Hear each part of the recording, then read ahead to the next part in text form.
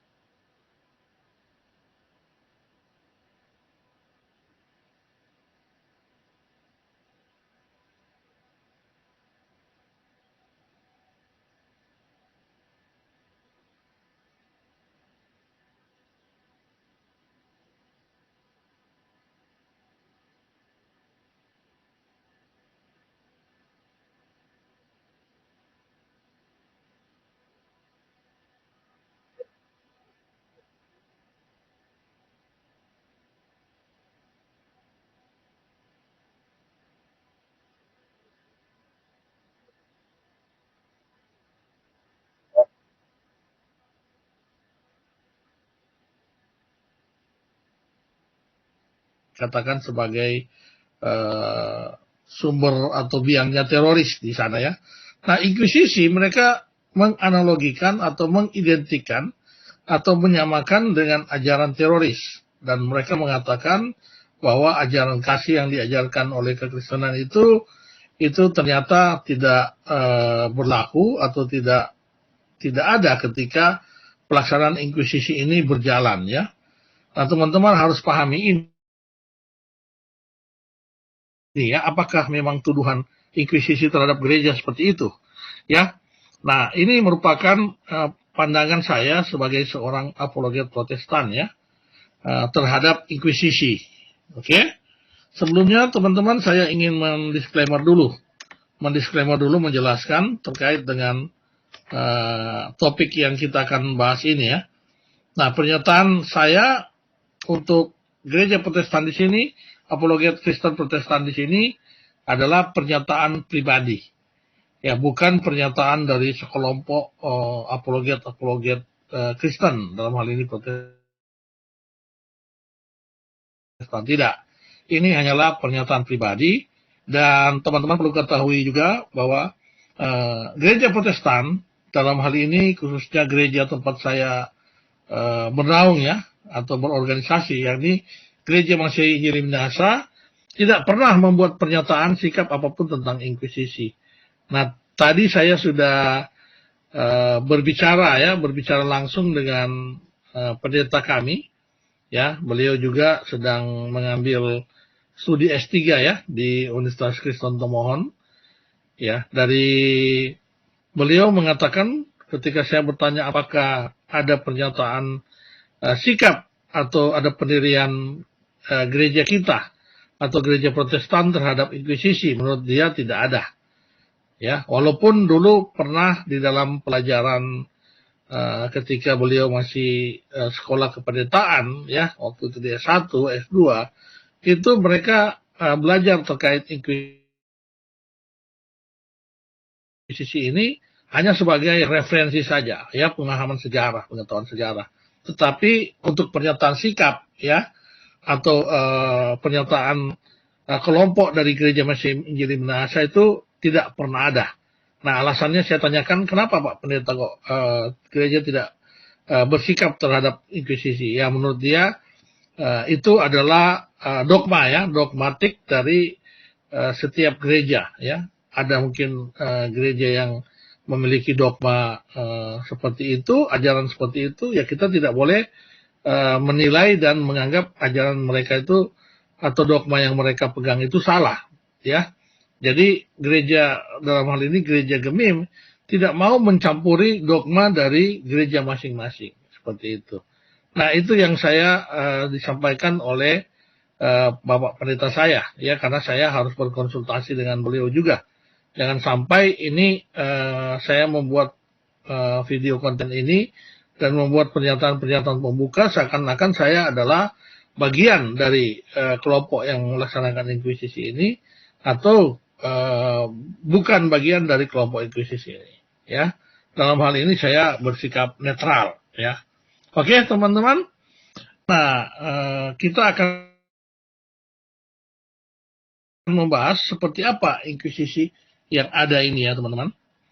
Nanti saya akan mengundang saudara-saudara saya, teman-teman saya, atau siapapun yang akan berdiskusi terkait dengan topik ini, silakan ya.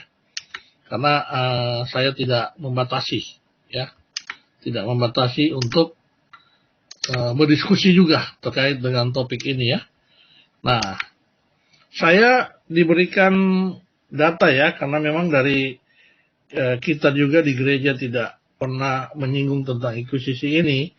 Ya, saya menyatakan ini atau membuat konten ini itu adalah konten yang kita cari sendiri dari berbagai sumber, dan satu juga saya mendapatkan bahan materi dari seorang sahabat saya, ya, yang sering dulu berdiskusi di rumah Apologet Kristen, tetapi beliau adalah seorang Katolik, ya, Bapak Antonius. Mungkin teman-teman ada yang tahu, dia kalau tidak salah dari Keuskupan Bandung ya. Nah, beliau memberikan data kepada saya, ya, ketika beliau tahu saya ingin membahas terkait konten atau subjek inkuisisi ini. Ya, jadi saya banyak ya mendapat berbagai sumber. Nah, di sini teman-teman perlu tahu, benarkah gereja Katolik, ya, gereja ya, dalam hal ini gereja Katolik melakukan genosida ya. Genosida itu adalah membunuh satu kaum, satu suku atau satu kelompok ya, untuk dihilangkan dari peradaban dunia ini. Oke. Nah, ini dari berbagi pandangan channel itu adalah channelnya Pak Antonius ya. Saya coba share ya, berbagi pandangan channel ini biar teman-teman juga bantu untuk subscribe. Beliau adalah Apologet Kristen juga ya, dan beliau banyak memberikan data-data terkait dengan berbagai topik pembicaraan ya. Ini teman-teman bisa share ini, di subscribe, berbagi pandangan channel ini ya. Nah, ini channelnya bagus. Ya, dia seorang Katolik tetapi memiliki wawasan yang sangat luas ya, teman-teman ya. Nah, ini bagus-bagus ya cerita yang dia buat ya. Oke. Berbagi pandangan channel. Saya kembali ke topik. Silakan teman-teman kalau mau subscribe, berbagi pandangan channelnya. Nah, apa sebenarnya inkuisisi ini? Ya, terus kenapa tema ini diangkat? Tema ini diangkat karena memang tadi ya banyak orang yang menyangka kok gereja begitu kejam ya. Gereja begitu kejam, terlalu mudah membuat menjatuhkan hukuman untuk inkuisisi ya, atau atau dalam hal ini menghilangkan nyawa dari pelakunya ya, pelaku inkuisisi seperti itu. Padahal tidak ya, tidak seperti itu. Nah, mengapa tema ini diangkat? Karena inkuisisi merupakan pemaksaan agama. Ya, itu kata orang ya, orang menuduh ini adalah cara licik gereja Katolik untuk menjamin kekuasaannya, untuk memaksakan agamanya. Ya, ada juga yang mengatakan secara buruk kekejian gereja Katolik. Ya, bahkan ada di channel Muslim lainnya mengatakan Paus membuka mulut orang yang menentang dan menjamin kerajaannya. Dan yang paling ngeri, mereka mengatakan gereja Katolik telah melakukan genosida dengan korban inkuisisi itu mencapai 95 juta jiwa orang, teman-teman. Luar biasa. Ya, tuduhan yang diarahkan kepada kekristenan ya. Seperti itu. Oke. Nah, ini tujuannya untuk menangkal hal-hal tersebut ya. Nah, teman-teman pahami dulu apa itu inkuisisi. Inkuisisi itu berasal dari kata inquiry, ya, atau meminta, menanyakan, ya. Dalam hal ini memeriksa dengan saksama, yaitu inquiry, yang memeriksa dengan saksama, ya. Kemudian dalam hal ini yang diperiksa terutama adalah bagaimana sampai terjadi adanya kejahatan akibat ajaran sesat atau heresi.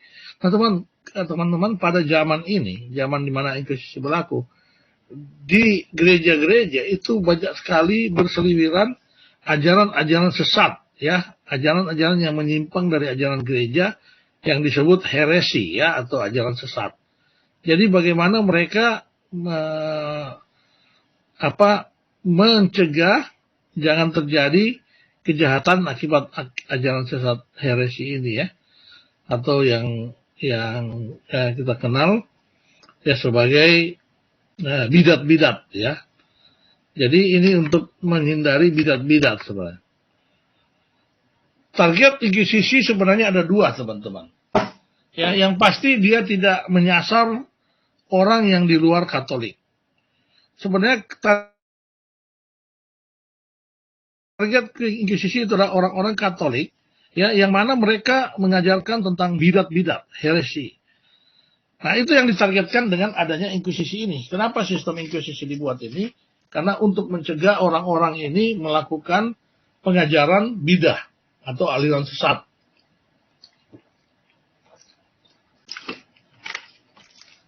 Contoh, aliran mengenai Arianus, ya, seperti itu.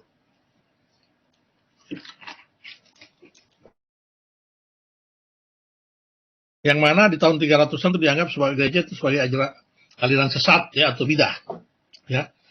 Nah, kemudian ada juga sasaran dari inkuisisi ini adalah para penyihir, ya. Tetapi itu pun penyihir-penyihir yang beragama Katolik, ya. Nah, mereka melakukan praktek-praktek penyihiran, ya, entah berhasil tidak, tetapi kaum penyihir ini menjadi sekelompok yang juga menjadi target dari inkuisisi ini. Sekali lagi tidak ditujukan untuk orang di luar Katolik, termasuk orang Protestan atau orang Muslim. Ada yang mengatakan bahwa itu untuk membalas ke orang Yahudi, tidak. Inkuisisi tidak menargetkan hal itu. Oke? Nah, mengapa bidah itu dianggap sebagai jahat? Karena apa? Karena bidah heresin ini, bidah dianggap suatu tindakan kriminal bagi gereja maupun bagi sipil atau disebut sebagai kejahatan sipil. Jadi adanya bidah ini dianggap sebagai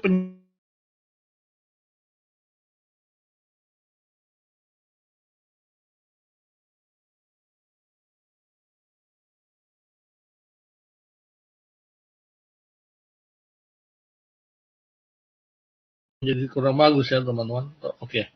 Ya. Dianggap kejahatan gerejawi karena menyimpang dari ajaran yang diajarkan oleh Rasul Paulus.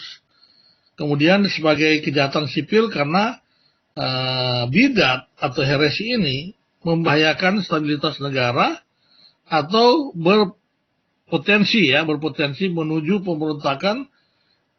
Maka dari itu kejahatan makar di zaman itu bahkan akan dihukum mati oleh pengadilan sipil. Nah, teman-teman, jadi ada pengadilan yang untuk mengadili orang-orang yang cenderung akan makar, ya. Seperti kalau di Indonesia ini, ya, tentunya dengan adanya Hizbut Tahrir HTI, ya, yang dituduh oleh pemerintah mengadakan makar, ya. Kemudian nanti ada beberapa organisasi yang sudah terpapar juga seperti itu, ya.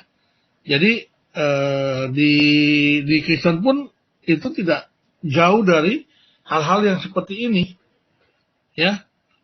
Nah, kalau yang sipil itu karena pemerintahan yang ada di banyak negara, khususnya di Eropa, itu adalah yang berkuasa itu raja-raja, ya, bukan raja atau para sultan, bukan bukan istilahnya karena gereja yang berkuasa, penyimpangan terhadap ajaran gereja dianggap juga sebagai penyimpangan terhadap aturan politik atau ajaran-ajaran yang sudah ada pada saat itu, teman-teman. Oke ya, teman-teman sudah paham ya. Jadi apa tujuan inkuisisi? Jadi dia hanya untuk menghukum orang-orang yang beragama Katolik, ya, yang mengajarkan tentang ajaran sesat atau bidat atau heresi, kemudian mengembalikan orang-orang yang mengajarkan bidah apabila dia mau mohon ampun ya dia diampuni. Kalau tidak mau ya kalau mereka terbukti bersalah, pengadilan inkuisisi bermaksud untuk membersihkan nama banyak orang yang tidak bersalah, yang dituduhkan melakukan tentang bidat, mengajar ajaran sesat. Itu banyak sekali teman-teman terkait dengan ajaran yang sesat ini. Dan inkuisisi ini diberlakukan bagi umat Katolik sendiri saja. Nah tentunya ada yang tidak, itu ada juga orang Islam, ada juga orang Yahudi. Ya itu praktek yang tidak benar ya, tetapi praktek awal adalah hanya untuk dilakukan ditindak kepada orang-orang Katolik itu sendiri. Ya, selain itu inkuisisi menjatuhkan hukuman juga kepada para penyihir. Ya, orang penyihir. Nah, seperti apa mekanisme sistemnya, teman-teman? Ya, nanti saya coba bagi ini ya. Saya akan bagikan, salah. Saya akan bagikan link biar siapa yang mau bertanya boleh langsung bertanya di sini ya.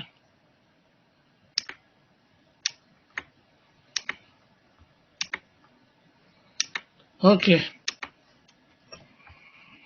Ini linknya ya teman-teman ya, boleh dipakai untuk berdiskusi ya.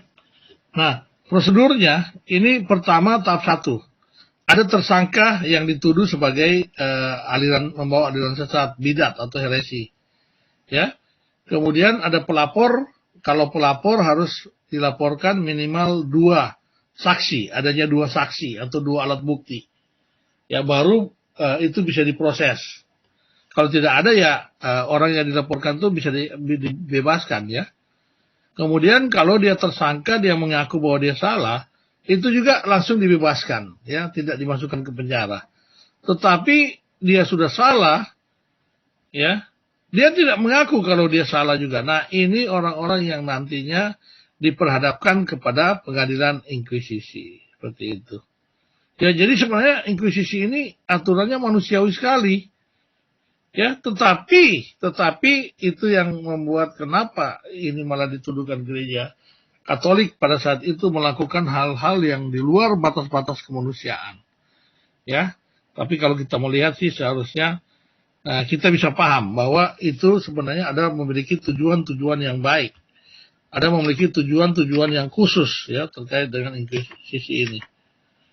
Nah, prosedurnya setelah tadi tahap 1, tahap 2, nanti tersangka atau bidah heresi ini kalau sudah jadi tersangka, dia terbukti ya. Dia terbukti, dia akan dibebaskan murni, ya. Kalau tidak terbukti dia bersalah, dia akan dibebaskan murni. Tetapi kalau terbukti, dia diberikan kasih kesempatan grace period untuk bertobat. Kalau dia bertobat, ya dia dibebaskan, ya. Tetapi kalau tidak, kalau dia tidak tobat, dia kekeh. Nah ini yang akan diserahkan kepada pengadilan kerajaan, ya, bukan pengadilan negeri lagi. Apa pengadilan inkuisisi ini. Jadi sebenarnya inkuisisi ini bagus sebenarnya teman-teman. Kalau memang dilaksanakan sesuai dengan apa yang pertama diperkenalkan ya. Oke teman-teman, ini kita disuruh minum dulu teman-teman, ngopi dulu. Ya. Jadi kalau ada teman-teman yang mau masuk, silakan ya, kita bisa berdiskusi. Ya. Ini saya bermaksud menyampaikan ini untuk meluruskan mereka yang selalu menuduh bahwa ajaran kekristenan itu adalah ajaran-ajaran yang penuh kekerasan. Ya, tidak seperti yang mereka tuduhkan seperti itu ya teman-teman. Nah ini link StreamYard-nya. Karena dari Alkitab aja teman-teman mau cari di Alkitab tidak ada yang disebut ajaran kekerasan di sana ya. Tidak pernah ada orang yang menghilangkan nyawa orang sambil berteriak haleluya, puji Tuhan. Tidak ada yang seperti itu. Ya. Oke, teman-teman juga sudah ngopi. Kalau sudah ngopi saya melanjutkan ya. Oke, kita coba melanjutkan topik kita. Praktek inkuisisi terbesar dalam sejarah di Eropa. Sebenarnya inkuisisi itu ada 3 ya. Ada 3 yang disebut sebagai 3 kawasan diberlakukan inkuisisi. Pertama inkuisisi Prancis, kedua Italia, dan ketiga inkuisisi Spanyol ya. Nah, inkuisisi Prancis itu pertama diawali dari munculnya kaum Katari. Katarisme sebuah gerakan yang muncul sekitar abad 11 dan abad 12, betul ya ini ya. Gerakan muncul ini pertama kali di Prancis, kemudian meluas ke Italia, Jerman, dan Spanyol. Di Jerman dan Italia pengikut kelompok ini dikenal dengan nama kaum Katari. Ya, sedangkan di Prancis dikenal dengan nama Albigensis. Oleh gereja Katolik, kelompok ini dianggap sebagai aliran sesat atau bidah. Nah, ini di abad 11 atau abad 12 itu sudah ada aliran-aliran sesat ya. Jadi sebenarnya sebelum reformasi pun inkuisisi itu di Prancis sudah berjalan, teman-teman. Ya, karena adanya aliran sesat yang disebut sebagai kaum Katari dan Albigensis ini. Ya. Mengapa Albigensis disebut bidah? Nah ini ya. Kenapa kaum Albigensis ini disebut sebagai bidah? Nah ini teman-teman harus pahami. Karena ada dualistik, di mana kaum Katari ini menganggap bahwa ada 2 kekuatan abadi di dunia, yaitu kekuatan jahat dan Allah yang jahat dan Allah yang baik. Seperti itu dualisme ya. Kemudian doketismenya mereka mengatakan Yesus Kristus dipandang sebagai malaikat yang tubuhnya semu. Yesus tidak sungguh-sungguh mati dan bangkit. Yesus hanya memberi latihan ke manusia tentang petunjuk yang telah tersedia. Jadi menganggap seperti itu teman-teman terkait dengan Allah dan Tuhan Yesus ya. Dia mengatakan Tuhan Yesus itu hanya sebagai malaikat yang bertubuh, bukan bertubuh fisik, tetapi tubuhnya semu gitu. Kemudian Albigensis ini kemudian mengajarkan konsep keselamatan bagi mereka adalah pembebasan dari tubuh jasmaninya itu. Bukannya penghapusan dosa, tapi pembebasan dari tubuh jasmani. Nanti akan bertukar menjadi tubuh rohani ya. Jadi kalau yang lain mereka menganggap sebagai penghapusan dosa, jasa Kristus dan anugerah hidup ilahi yang ada di dalamnya. Nah ini konsep keselamatan ya. Kemudian mereka juga membenci adanya perkawinan karena menurut mereka perkawinan memungkinkan terciptanya tubuh yang baru ya. Iyalah, ada anak nanti. Mereka mendukung homoseksualitas, perkawinan sama jenis. Makanya mereka disebut sebagai ajaran yang menyimpang. Ya, mereka menolong tindakan bunuh diri karena menyebabkan seseorang terlepas dari tubuhnya. Ya, maka mereka tidak merekomendasikan untuk melakukan bunuh diri seperti itu. Nah ini adalah ajaran-ajaran, salah satu ajaran bidah yang muncul di abad-abad ke-11 teman-teman. Ya, jadi sebenarnya bidah-bidah atau ajaran-ajaran sesat ini itu yang dibenci oleh gereja. Dan gereja lewat gereja Katolik melakukan inkuisisi ini teman-teman. Itu baru salah satu contoh ya terkait dengan Albigensis.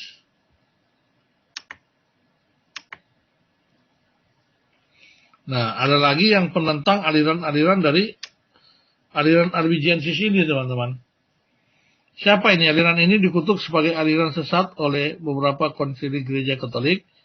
Pada konsili Lambar tahun 1965, aliran ini dikutuk, ya. Pada konsili Verona tahun 1960, aliran ini juga dicap sebagai aliran sesat, ya. Aliran Albigensis ini ya dianggap sebagai aliran sesat. Pada tahun 1203 Dominikus, pendiri serikat Dominikus, berjumpa dengan orang-orang dari golongan Albigensis ini di pegunungan Pirene. Dominikus bertekad untuk menobatkan golongan Albigensis ini, walaupun Paus Insentius III yang memimpin saat itu sudah menyerukan agar golongan ini ditindak dengan tegas. Ya. Jadi sudah minta untuk selalu jangan diberi hati. Ya, saya sebenarnya kalau melihat hal ini, sebenarnya saya setuju dengan adanya inkuisisi ini. Karena dia hanya menghakimi orang-orang yang menyesatkan ajaran gereja seperti itu, ajaran dari Tuhan Yesus.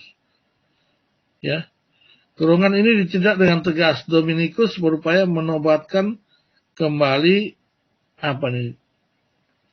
Abigens ini dengan jalan yang lembut, yakni dengan melakukan berkhotbah. Sayangnya usahanya ya itu yang tidak yang tidak sesuai. Akhirnya mereka saling bertentangan, teman-teman, ya, ajaran-ajaran palsu, ajaran-ajaran sesat ini, ya.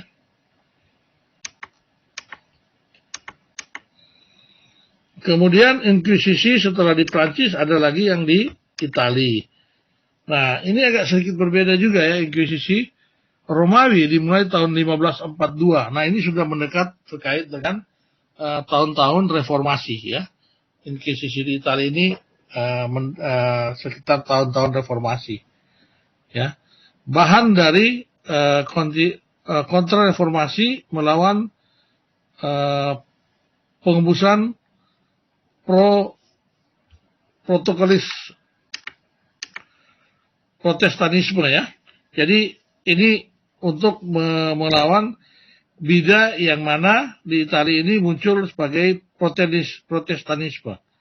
Penerangan buku De Revolutionibus Orbium Colastium karya Nicolaus Copernicus pada tahun 1616. Nah, ini juga terkait dengan Copernicus yang mengemukakan teori heliosentris, bagaimana matahari menjadi pusat peredaran dari planet-planet, ya. Jadi disebut sebagai heliosentris, ya. Copernicus yang menguraikan ini. Kemudian Galileo menemukan teropong, ya. Kemudian Galileo diadili oleh Inkuisisi tahun 1633. Galileo ditemukan sangat dicurigai sebagai bidah. Padahal pengajaran dia dianggap sebagai bidah, ya. Padahal itu adalah pengajaran ilmu pengetahuan, ya. Franciscus Patricius, ini beberapa nama-nama yang merupakan orang-orang yang terlibat pada sistem inkuisisi ini di Italia. Menurut sejarah Italia, Andrea del Col memperkirakan bahwa dari 51.000 sampai 75.000 kasus yang diadili oleh inkuisisi di Italia, setelah tahun 1542 hanya sekitar 1.250 yang dijatuhi hukuman mati, teman-teman. Ya, jadi lebih banyak yang dibebaskan, kan? Yang benar-benar yang tidak mau bertobat, ya, berkeras, mereka akan dijatuhi hukuman mati. Seperti itu, ya.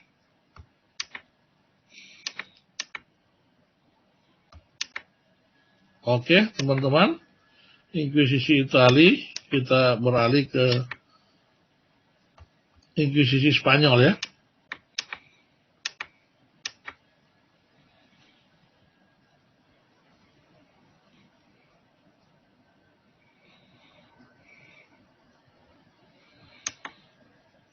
Oke, teman-teman, ya. Ini mengenai inkuisisi di Italia, ya.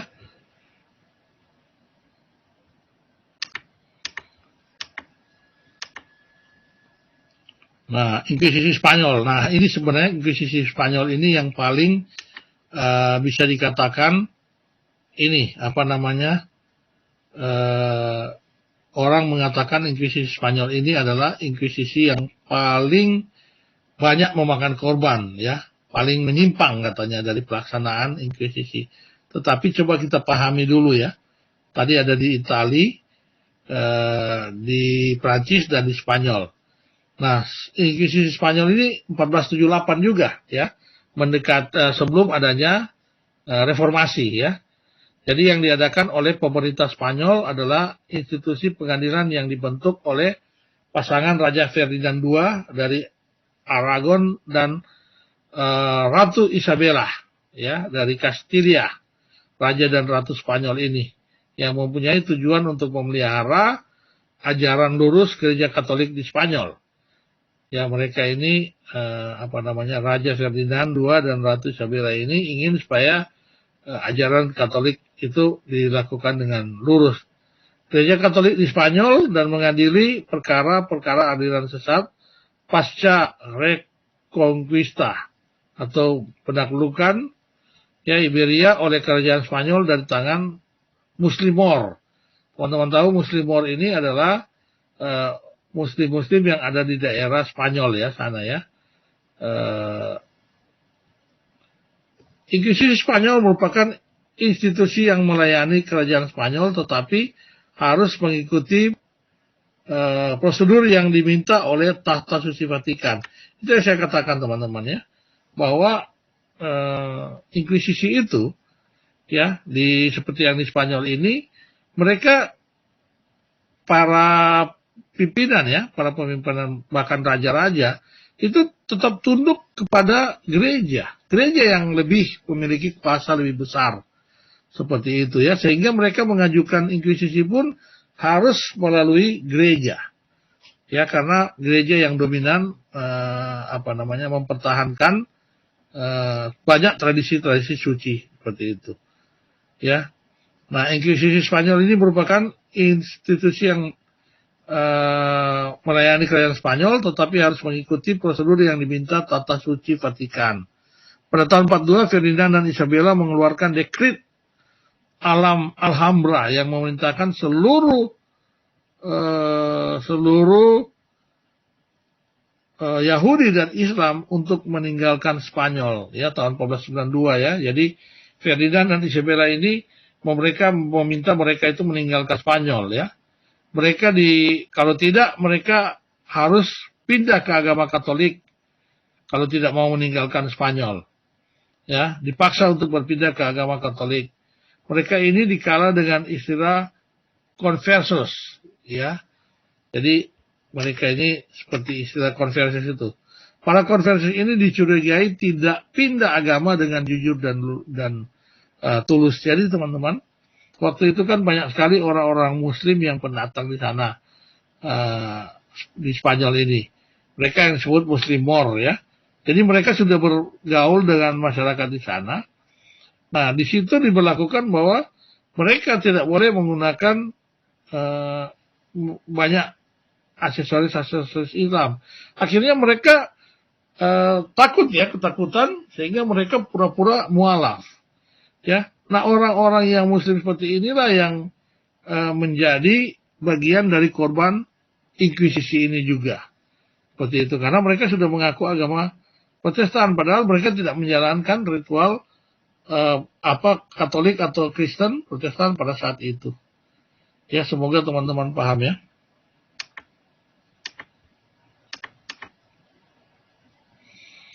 Nah, jadi Inkuisisi Spanyol ini lebih menekankan pada Paus ya, Ferdinand II ini menekan Paus Sixtus IV supaya menyetujui pembentukan sebuah inkuisisi yang dikelola oleh Spanyol ya. Jadi ini sebenarnya Inkuisisi Spanyol ini adalah inisiasi dari Raja Ferdinand ini ya. Dia sempat mengancam dukungan terhadap Paus kalau seandainya Paus tidak mengizinkan inkuisisi ini, sehingga dia mengancam untuk pindah kepada di bawah otoritas Turki Ottoman. Jadi ya waktu itu kan yang meruntuhkan kerajaan Kristen ya di saat itu adalah para Turki Ottoman ini ya, dari kerajaan Muslim juga. Namun selanjutnya Paus Sixtus IV ini menuduh Inkuisisi Spanyol terlalu bersemangat dan menuduh Ferdinand dan Isabella terlalu rakus dan mengeluarkan sebuah bulla untuk memberhentikannya. Tapi Ferdinand mendesak Paus Sixtus IV untuk menarik kembali pernyataan tersebut ya, bulla tersebut. Nah, orang-orang Islam Spanyol ini atau disebut Mudéjar sudah pindah ke Katolik, tetapi mereka tidak menjalankan Katolik yang sebenar-benarnya. Jadi mereka hanya supaya karena ketakutan aja diusir keluar dari Spanyol, sehingga mereka pura-pura menjadi Kristen seperti itu.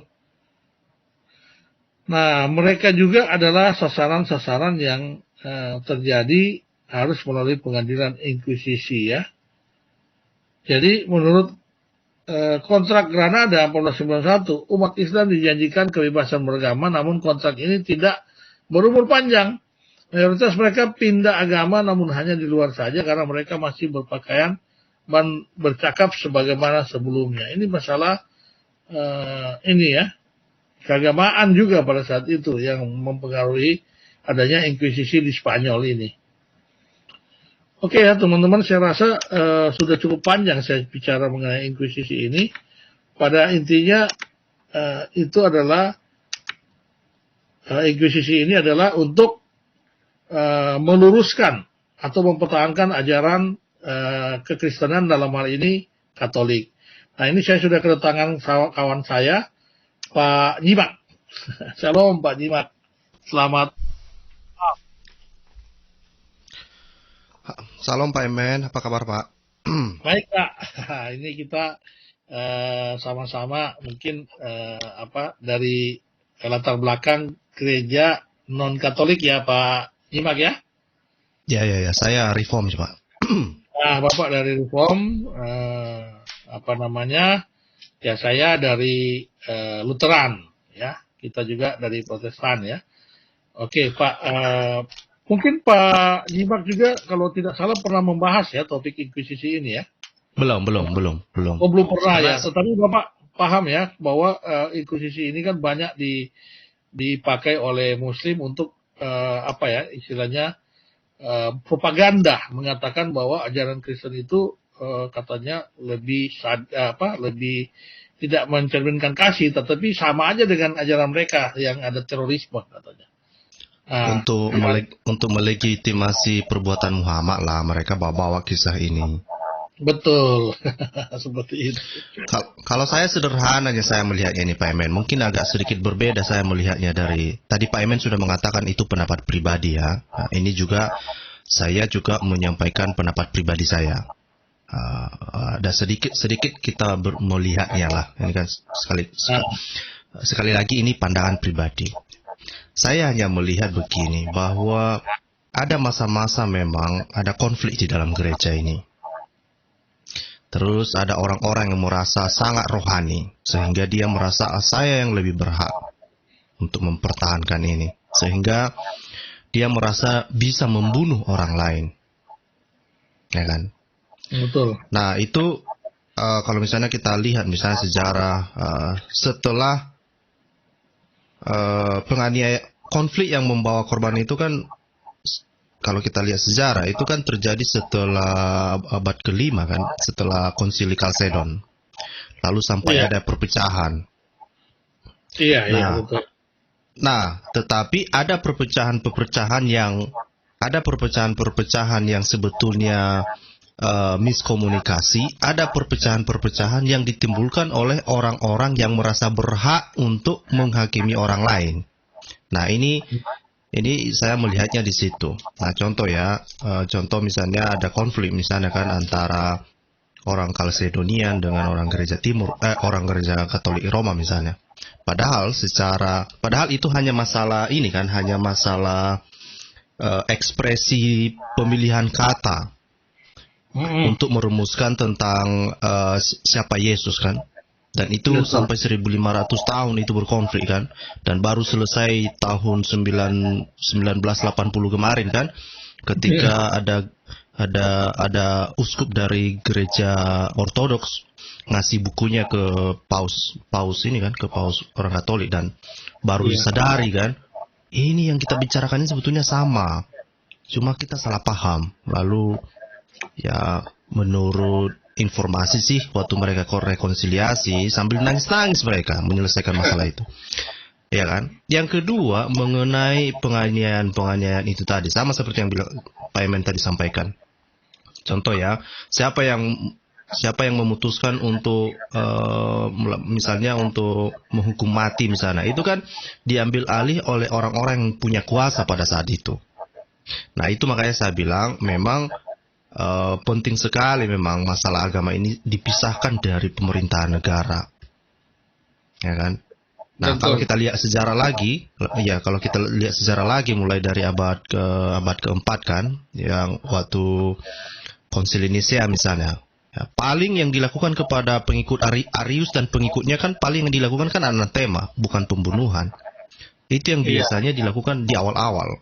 Tetapi di kemudian hari, saya hanya melihatnya, sekali lagi ini pandangan pribadi, saya hanya melihatnya ada orang-orang yang punya kuasa dan merasa ini yang harus dilakukan. Kalau kamu nggak ikut ini saya berhak membunuhmu, kira-kira gitu. Saya tidak pernah melihat itu misalnya di dalam ajaran Tuhan Yesus. Tuhan Yesus juga sangat keras, tetapi dia tidak mengajarkan untuk membunuh. Ya, sekalipun kita berbeda pendapat misalnya, tapi tidak berarti kita harus membunuh orang. Nah, itu saya hanya memandangnya bahwa memang ada masa-masa kelam itu yang terjadi, dan itu menjadi bagian sejarah. Sedihnya itu adalah begini. Sejak konflik, misalnya kalau kita lihat dari konflik di dalam gereja ini, misalnya mulai dari abad ke-5 lah ya.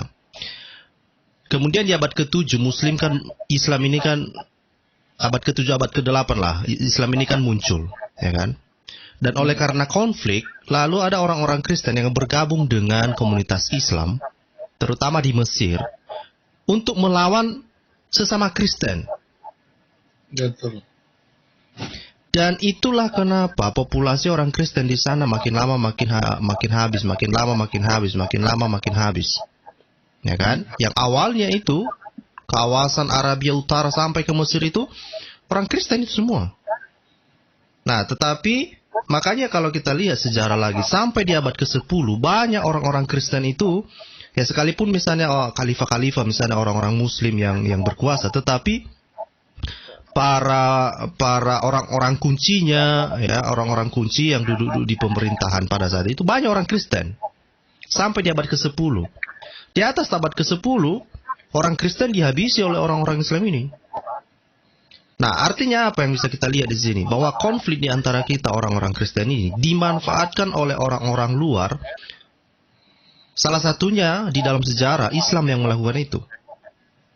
Nah, saya sendiri juga sangat saya inginkan, saya sangat harapkan, biarlah kita belajar dari sejarah-sejarah ini dan mari kita bersatu. Kamu mau Katolik, kamu mau Ortodoks, kamu mau Protestan. Mari kita bersama-sama lah.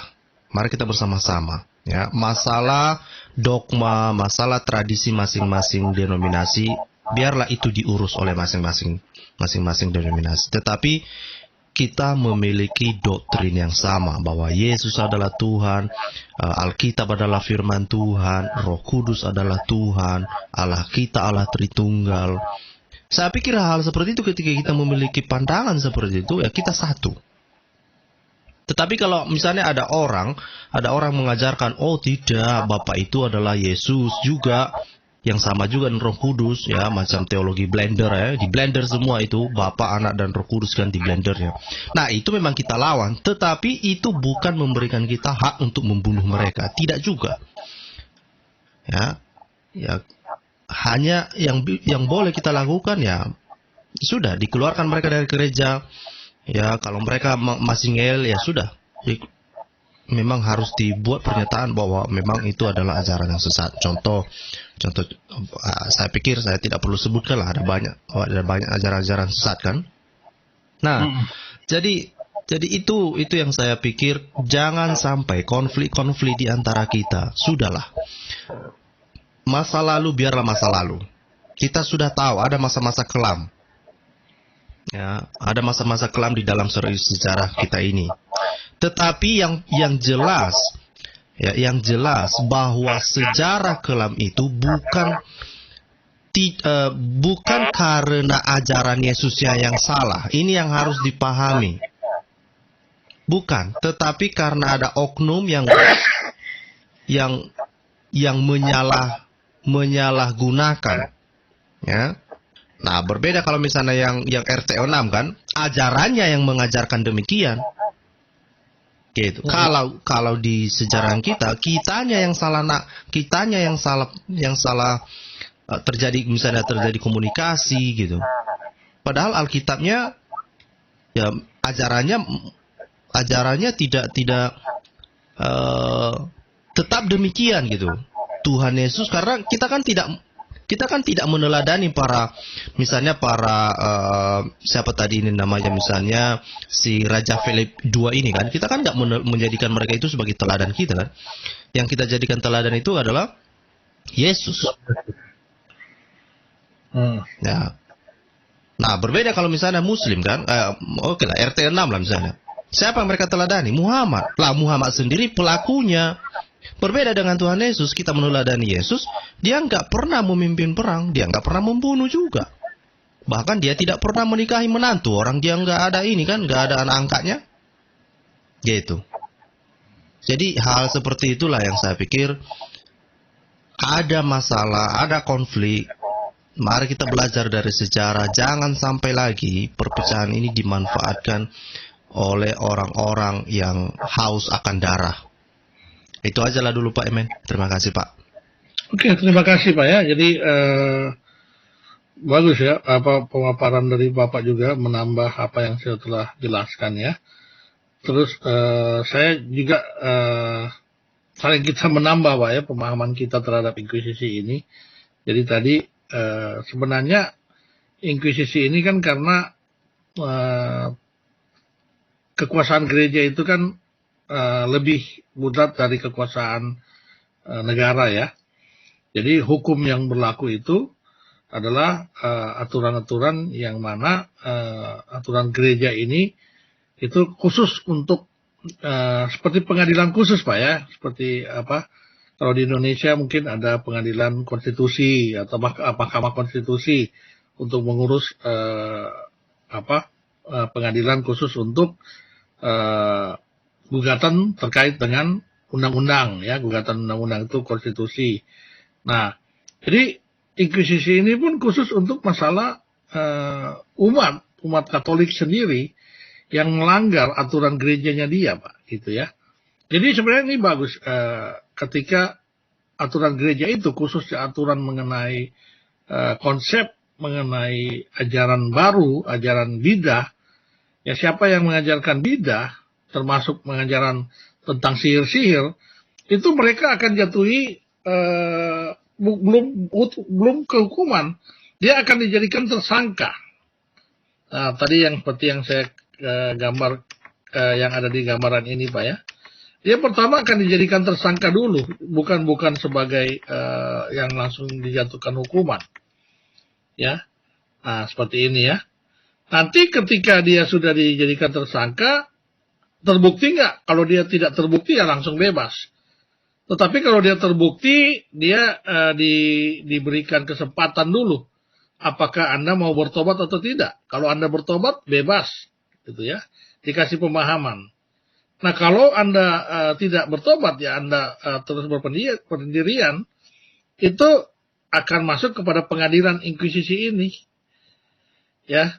Nah, pengadilan inkuisisi inilah, pengadilan kerajaan inilah yang merupakan nanti yang mengadili dan menghukum sesuai dengan hukuman itu. Nah, ini yang tadi gambaran Bapak tadi mengatakan bahwa ini yang memiliki wewenang untuk menjatuhkan hukuman ya Pak ya, Pak nyimak ya. Jadi sebenarnya inkuisisi ini adalah satu yang bagus ya untuk menjaga akidah ya. Kalau di Muslim ini kan seperti MUI lah ya. MUI itu ditugaskan untuk menjaga akidah gitu ya. Nah, ada aliran-aliran sesat misalnya dari Islam gitu. Jadi mereka akan kalau MUI sekarang kan berupaya untuk menyadarkan ya, mengembalikan orang itu diruqyah lagi. Diruqyah lagi, kalau sananya diruqyah dia bisa kembali, ya oke, tinggal diawasi. Tetapi kalau dia tidak kembali, ya dia harus dijalani pada hukuman gitu. Artinya mengajarkan ini penistaan kan gitu. Itu yang disebut penistaan agama seperti itu. Itu kalau di Indonesia ya. Jadi ini sebenarnya konsepnya bagus. Hanya saja teman-teman tadi Pak Nyimak juga memberikan penjelasan kenapa ini menjadi kisru, ya. Nah, ada Pak Jima, ada orang-orang tertentu yang mana mereka juga karena apa ya? Bisa jadi karena persaingan politik ya. Mereka tidak setuju dengan perlawanan politik ya. Artinya mungkin perlawanan politik, dan kalau sudah memusuhi politik ya agamanya juga kan, karena agama itu menjadi pimpinan politik. Itu pertama. Kedua, ada juga orang-orang yang tidak setuju dengan gereja Katolik ini. Ya, tadi kan misalnya mereka sendiri mengajarkan ini. Kemudian di Spanyol, khusus di Spanyol ini tadi ada bangsa-bangsa Mor itu ya, muslim Spanyol, ada orang Yahudi ya, yang mana juga mereka berlawanan ya, bertentangan dengan gereja Katolik, karena Ferdinand II juga meminta mereka atau membuat sebuah keputusan mereka harus keluar dari Spanyol gitu ya, orang-orang Mor ini, orang-orang Yahudi. Tetapi ada yang tidak mau keluar, mereka masuk Katolik, menjadi Kristen, pura-pura menjadi Kristen, tetapi tidak menjalankan kekristenan ini dengan benar, karena mereka itu masuk Kristennya karena dipaksa seperti itu. Nah, ini orang-orang inilah nanti yang membuat pengajaran-pengajaran itu semakin kisru gitu, ya. Nah, kemudian berkembanglah pengadilan inkuisisi ini selama kurang lebih 500 tahun, ya. Muncul lagi orang-orang yang sudah ateis, muncul lagi orang-orang yang dari pengajaran agnostik, muncul lagi orang-orang yang benci dengan gereja Katolik seperti kaum reformis, kita bisa bilang ya. Nah, orang-orang ini juga ya walaupun saya Protestan sendiri, ini kan bertentangan dengan gereja nih, gereja Katolik. Jadi mereka juga yang membuat membuat sejarah ya. Ini kan pelaku-pelaku sejarah nih. Mereka orang-orang yang sejarah, mereka mencatatkan sejarah dan menuliskan buku-buku bahwa pengadilan inkuisisi ini luar biasa bejatnya gitu. Ya, jadi banyak juga buku-buku. Nanti kita akan lihat siapa tokoh-tokoh yang menulis buku bahwa sampai ada yang mengatakan 95 juta korbannya. Bayangkan, Pak. Dituduh 95 juta korban dari proses inkuisisi ini, padahal masyarakat pada saat itu belum tentu baru sampai 95 juta gitu. Nah, itu yang membuat adanya inkuisisi ini menjadi runyam gitu. Ya. Dan itulah yang nanti dipakai oleh musuh-musuh kekristenan, melihat ada konflik di antara orang-orang yang tadinya Katolik, misalnya menjadi reformis. Ya, orang-orang reformis ini membuat tuduhan-tuduhan terhadap gereja, dan bahan-bahan yang digunakan untuk menjelekkan dengan catatan-catatan sejarah yang buruk tersebut itu dipakai oleh orang-orang Muslim ini untuk memecah belahkan gereja seperti itu, mengatakan bahwa tadi seperti yang saya sudah sampaikan gitu. Nah, seperti itu ya. Ini ya saya tampilkan lagi. Inkuisisi Spanyol. Sebentar Pak ya. Nah, catatan penting di inkuisisi ini sebenarnya perlu diketahui bahwa pengadilan inkuisisi yang melibatkan gereja Katolik tidak menjatuhkan hukuman mati kepada para heretik atau orang-orang yang bidat-bidat penyesat ini. Ya, mereka walaupun tetap mengeraskan hati, mereka tidak langsung dijatuhi hukuman mati. Yang dilakukan oleh pengadilan inkuisisi adalah menyatakan keputusan untuk menyerahkan kepada pengadilan sekuler. Ya, jika mereka tidak bertobat menyesal. Jadi seperti itu. Ya. Kemudian selama tugasnya sebagai hakim inkuisisi, Bernard Gui 13 hanya mengirimkan 40 heretik yang mengeraskan hati ke pengadilan sekuler. Pengadilan sekuler inilah yang kemudian menjatuhkan hukuman kepada mereka yang dapat berupa penyiksaan atau hukuman mati. Nah, itu kondisi yang nyata seperti itu. Tetapi ini kan nanti dibantah oleh orang-orang yang membenci gereja, khususnya gereja Katolik, bahwa kenyataannya nggak seperti ini. Nah, kalau kita orang Katolik yang ngomong seperti ini, apalagi orang nggak percaya. gitu. Jadi mereka mengatakan bahwa wah ini sejarahnya dikaburkan gitu. Padahal yang mengaburkan itu adalah orang-orang yang membenci akan gereja Katolik, gereja yang pada saat itu kan cuma ada gereja Katolik dan Ortodok ya Pak ya. Waktu itu kan tahun 1200 1300 ini belum ada gereja reformis, gereja Protestan belum ada. Nah, kaum-kaum sejarawan yang seperti itulah yang menuliskan bahwa gereja Katolik melakukan genosida misalnya, atau melakukan hukuman-hukuman, menjatuhkan hukuman-hukuman yang mengerikan ya. Ada yang dibunuh dengan mesin-mesin, ada yang ini listrik. Kalau lihat-lihat gambar-gambarnya mengerikan terkait dengan inkuisisi ini kan. Padahal buku-buku itu juga dibuat orang juga seperti itu. Gambar-gambar kalau lihat di buku itu kan bukan gambar-gambar manusia sebenarnya. Bukan foto-foto, tetapi itu gambar-gambar orang ya. Nah, ini mitos seputar dengan inkuisisi. Siapa ya? Katanya, kaum fundamentalis non-Katolik sering menyebutkan bahwa korban inkuisisi adalah 95 juta orang. Ngeri, 95 juta orang ini mungkin kalau Indonesia tahun 45 rasa-rasanya sejumlah 100 sekitar segini juga ketika kita merdeka. Jadi 95 juta orang satu negara Indonesia waktu itu ketika tahun 45. Ya. Kemudian dibuatkan sebuah film yang ya dibumbui juga ya. The Burning Times menyebutkan 9 juta ya. Kemudian ada buku yang lain, John Fox menyebutkan Inkuisisi Spanyol 32.000. Jadi banyak sekali pemberitaan-pemberitaan yang berbeda-beda. Yang paling ngeri yang 95 juta orang ini. Nah, mari kita coba berhitung fakta sebenarnya berapa korban yang benar di sana. Ya, di masa Spanyol, Inkuisisi Spanyol, dalam 30 tahun pemerintahan Ratu Isabella, ada sekitar 100.000 orang yang dikirim ke pengadilan Inkuisisi.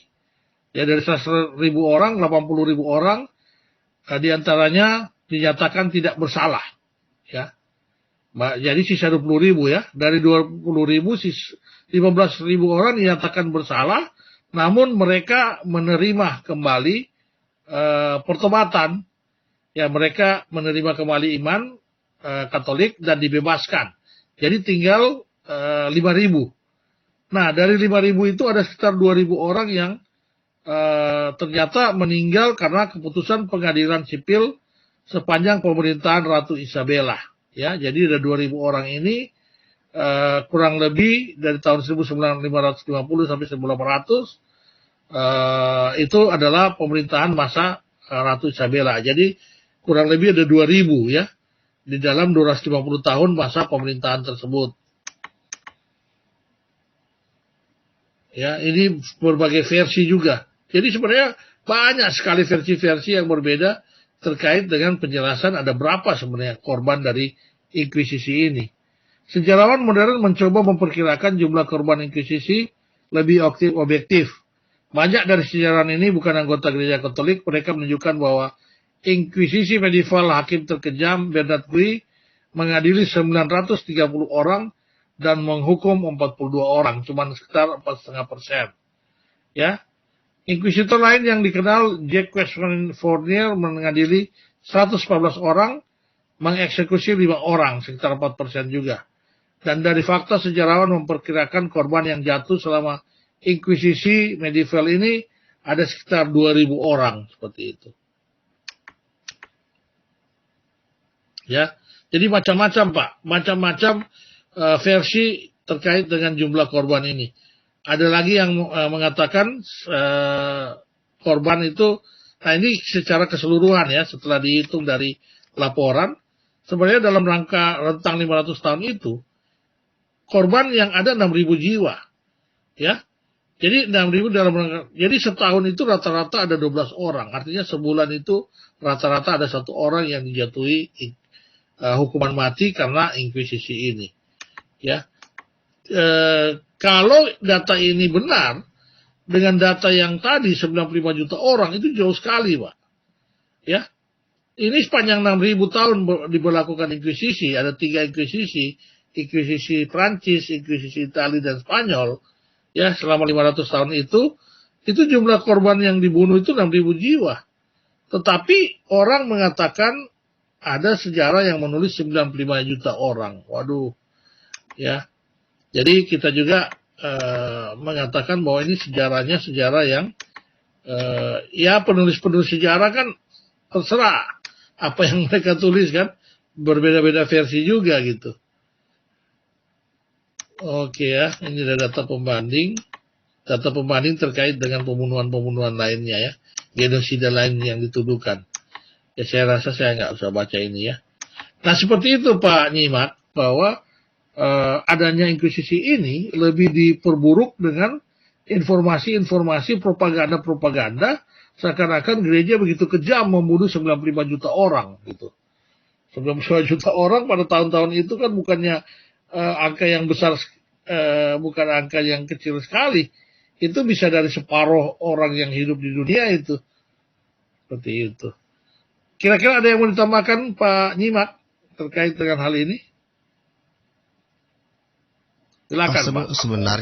Sebenarnya sudah cukup ya. Artinya memang kalau kita orang Kristen kan tidak mau menutup-nutupi sejarah.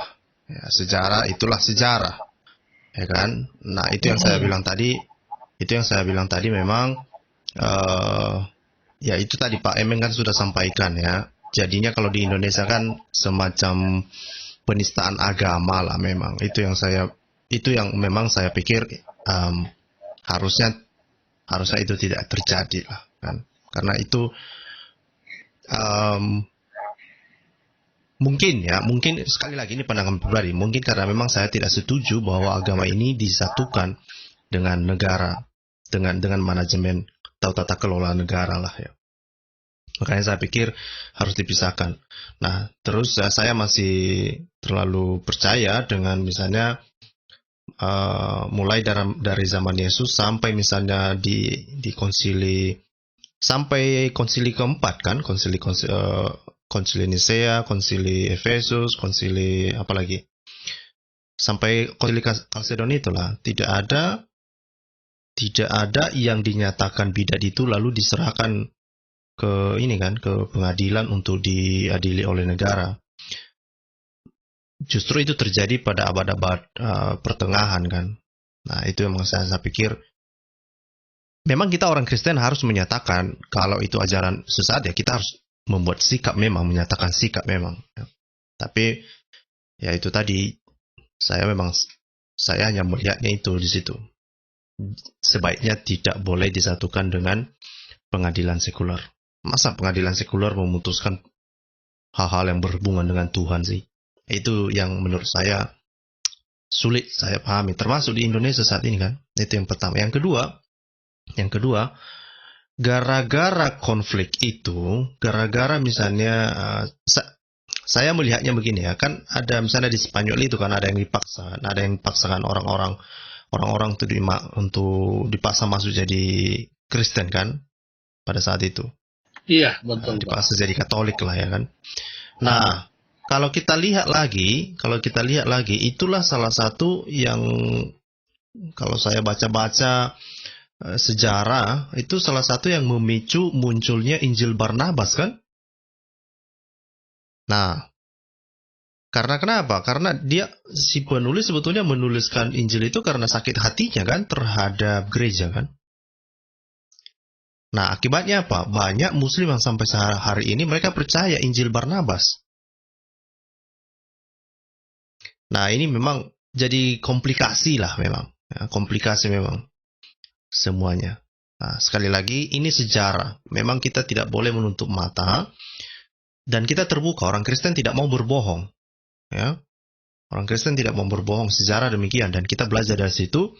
Makanya memang ya waktu-waktu sekarang ini waktu-waktunya kita untuk bersatu lah. Saya pikir itu jauh lebih penting. Sejarah masa lalu biarlah masa lalu. Terima kasih Pak Emen, Tuhan memberkati Pak.